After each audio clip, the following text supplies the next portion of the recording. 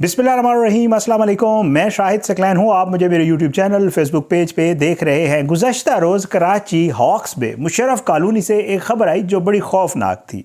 ख़बर ये थी कि 20 साल एक लड़की जो कि 8 माह की हामला भी थी, उसकी लाश जो है तशद्दुद ज़दा वो एक घर से बरामद हुई है। और उसके बाद ये ख़बर आई कि मुबैना तौर पर ये मामला जो है ये ससुराल की तरफ से तशद्दुद का है। और उस बच्ची के जो वालिदैन थे उन्होंने जो है पुलिस के साथ जो बातचीत की या पुलिस को जो बताया वो ये था कि जी हमारी बच्ची को मुबैना तौर पर जो है उसका जो हस्बैंड था वो जॉब पे गया हुआ था और हमारी बच्ची को ससुराल वालों ने तशद्दुद करके मौत के घाट उतार दिया है। इस खबर को मैंने देखा, फॉलो भी किया, लेकिन पुलिस ने जब इस मामले की इन्वेस्टिगेशन की तो आज जो चीज़ खुल के सामने आई है वो बहुत खौफनाक है। इस स्टोरी के दो पहलू हैं।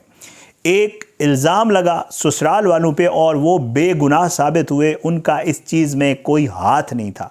लेकिन जिन लोगों ने ये घिनौनी वारदात की उसके हवाले से भी आप लोगों को मैंने जो है वो मुतनब्बह करना है, आपको होशियार करना है, स्पेशली उन लोगों को जो मालिक मकान हैं और किराए पे मकान देते हैं अपने ही घर में, जैसे ऊपर वाले पोर्शन में खुद रह रहे हैं और नीचे वाला किराए पे दे दिया या वाइस वर्सा, जैसे भी है। बाज़ लोग अपार्टमेंट्स में रह रहे होते हैं तो साथ वाला। तो ये बड़ी ही खौफनाक खबर सामने आई है। अब इस तरह के वाक़यात भी जो है वो होना शुरू हो गए हैं। तो वीडियो करने का मकसद ही यही है। पहले ख़बर आपके साथ शेयर कर दूंगा कि हुआ क्या था और फिर जब पुलिस ने इन्वेस्टिगेट किया तो क्या खुल के सामने आया। आज की इस वीडियो में ज़रा इसके ऊपर बात करें। कराची का इलाका जी आपको पहले बता चुका हूँ, हॉक्स बे मुशर्रफ कॉलोनी। 22 साल लड़की आयशा, इसके हस्बैंड जो है वो जॉब पे गए होते हैं। हस्बैंड जब वापस आते हैं तो वो देखते हैं कि जी बहुत ही खौफनाक मामला हुआ है। उसकी जो वाइफ हैं उनकी तशद्दुद ज़दा लाश जो है वो घर में पड़ी हुई है।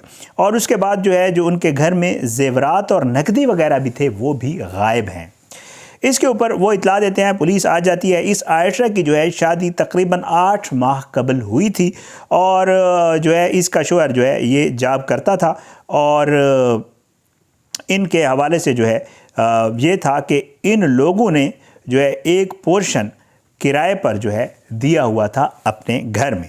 अब उसके बाद क्या हुआ जी, ये सूरत हाल सामने आई। जब ये लाश मिली तो उसके बाद इसके साथ एक और भी जो है वो सानिया हुआ। वो ये है कि जी लेडी MLO साहिबा जो थी वो छुट्टी पे थी। उनकी अदम अदायगी की वजह से इस लड़की बेचारी का जो पोस्टमार्टम है वो तकरीबन 18 घंटे जो है इसकी लाश सिविल हॉस्पिटल में पड़ी रही और इसका पोस्टमार्टम भी ना हो सका, जिससे पता चलता कि इसकी क्या मामलात हैं, इसकी मौत कैसे वाक़या हुई है। इस बेचारी के साथ ये भी हुआ।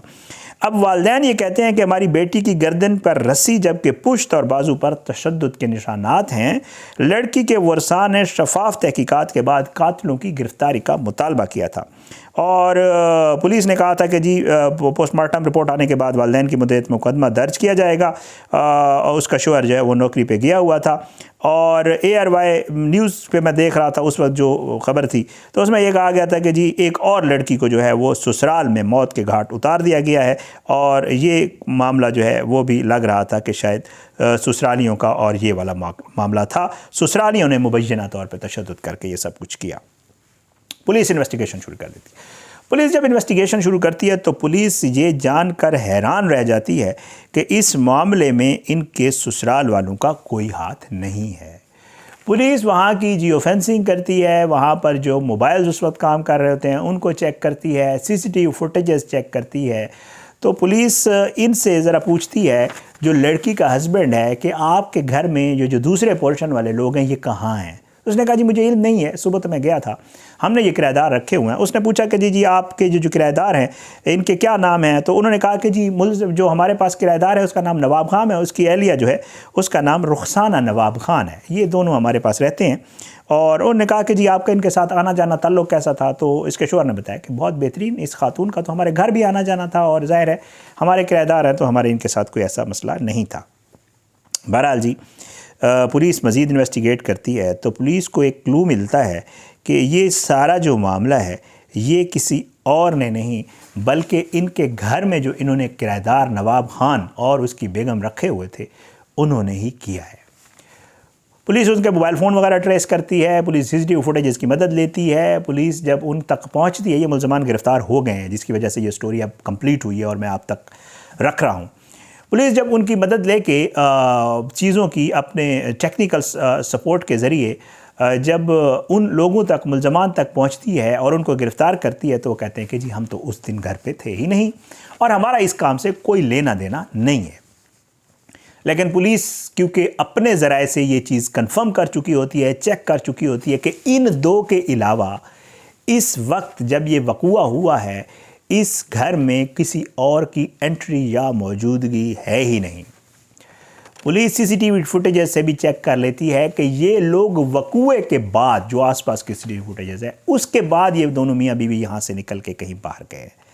بہرحال جی پولیس نے جب اپنا طریقہ کار اختیار کیا، جو ان کا روایتی طریقہ کار ہے تفتیش کا، جب وہ اختیار کیا اور جس کو ہمارے پاکستانی سمجھتے بھی ہیں، اس کے علاوہ تو پھر جرم تسلیم ہی نہیں کرتے جب تک وہ طریقہ کار اختیار نہ کیا جائے، تو ان دونوں ملزمان نے، میاں بیوی نے اعتراف کر لیا اور انہوں نے کہا کہ جی اس لڑکی کو ہم نے ہی قتل کیا ہے۔ اور کیوں کیا ہے یہ بھی آپ سنیں۔ وہ کہتے ہیں کہ جی یہ لڑکی گھر پہ اکیلی تھی، اس چیز کا ان کو اندازہ ہو گیا، اور یہ جو ملزمہ ہے نواب خان کی بیوی رخسانہ، اس کا ان کے گھر آنا جانا تھا۔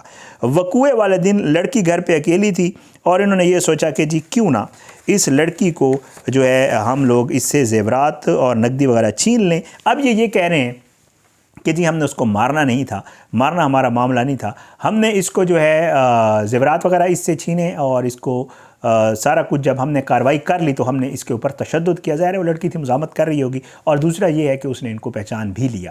تو یہ کہتے ہیں کہ ہمارے پاس اور کوئی راستہ نہیں تھا، ہمیں یہ تھا کہ اگر اس نے ہمیں پہچان لیا یا اس کو اندازہ ہو گیا کہ ہم دونوں میاں بیوی ہیں تو اس کے بعد تو ہم فوراً پکڑے جائیں گے، تو کیوں نہ اس کا کام تمام کر دیا جائے۔ یہ کہتے ہیں ہم نے پھر رسی شسی سے اس کا گلا دبایا، اس کا دم گھٹنے کے بعد جب یہ مر گئی تو اس کے بعد ہم گھر چھوڑ کر روانہ ہو گئے اور چلے گئے۔ یہ لاش جو ہے یہ 4 فروری کو جو ہے یہ SSP انویسٹیگیشن صاحب جو ہیں وہ یہ بتاتے ہیں کہ 4 فروری کو یہ لاش گھر سے برآمد ہوئی تھی، اور یہ سارا معاملہ جو ہے زیورات اور رقم کی لالچ میں کسی اور نے نہیں بلکہ اس مکان میں موجود کرایہ داروں نے، جن کو پورشن کرائے پہ دیا گیا تھا، انہوں نے یہ ساری کارروائی کی۔ تو بھائی احتیاط کرنی ہے۔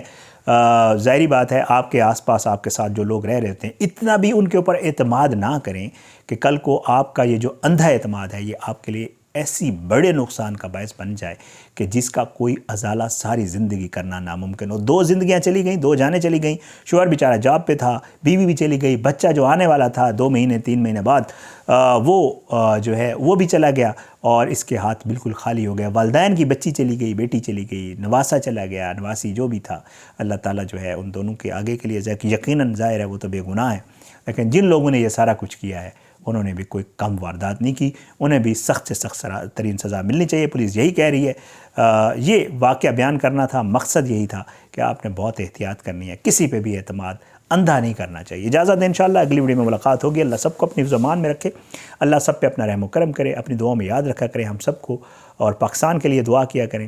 آپ سے درخواست ہے کہ اگر آپ نے اب تک میرا YouTube چینل سبسکرائب نہیں کیا تو سبسکرائب کریں، بیل آئیکن کو کلک کریں تاکہ ویڈیو جو اپلوڈ کروں نوٹیفیکیشن کی صورت میں آپ تک پہنچے۔ میں تمام سوشل میڈیا ایپس کے اوپر ہوں، شاہد ثقلین کے نام سے ہی، وہاں آپ مجھے ایکسیس کر سکتے ہیں، میسیجز کر سکتے ہیں، جو بھی سٹوری اگر آپ کہتے ہیں کہ میں اس پہ کام کروں مجھے ضرور میسیج کیا کریں، کمنٹس میں لکھ دیا کریں، میری کوشش ہوتی ہے میں کمنٹس پڑھتا بھی ہوں، ان کے جوابات بھی دیتا ہوں۔ تو انشاءاللہ اگلی ویڈیو میں ملاقات ہوگی، لیکن بشرط زندگی۔ اجازت دیں، پاکستان زندہ باد، اللہ حافظ۔